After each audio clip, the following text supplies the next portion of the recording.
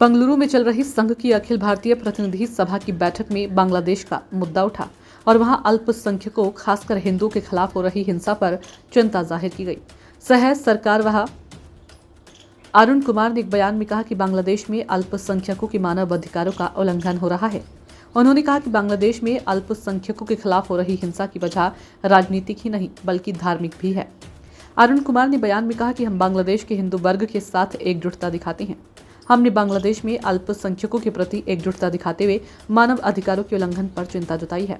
हमें ये नहीं मानना चाहिए कि इस हिंसा की वजह सत्ता में बदलाव के चलते राजनीतिक ही है, बल्कि इसका धार्मिक कारण भी है।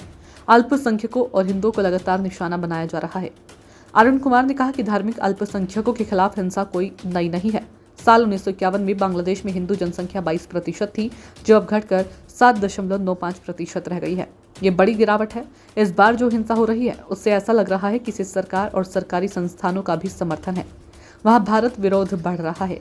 अपने प्रस्ताव में हमने अंतर्राष्ट्रीय ताकतों को लेकर भी चिंता जाहिर की है। भारत और इसके पड़ोसी देश सिर्फ देशों का समूह नहीं बल्कि इनका साझा इतिहास है। हमारे बीच बहुत कुछ समान है। कई वैश्विक शक्तियां भारत और इसके पड़ोसी देशों के बीच अविश्वास पैदा करने की कोशिश कर रही है। उल्लेखनीय है कि बांग्लादेश में बीते साल शेख हसीना सरकार की सत्ता से बाहर होने के बाद से ही वहां अल्पसंख्यकों खासकर हिंदुओं के खिलाफ बड़े पैमाने पर हिंसा हुई। हिंसा की इन घटनाओं पर कई देशों ने चिंता जाहिर की है। भारत ने भी इस पर कड़ी आपत्ति जताई। हालांकि इसके बावजूद बांग्लादेश में अल्पसंख्यक समुदाय लगातार कट्टरपंथियों के निशाने पर बना हुआ है। राष्ट्रीय स्वयंसेवक संघ की 3 दिवसीय अखिल भारतीय प्रतिनिधि सभा की बैठक बेंगलुरु में शुक्रवार से चल रही है।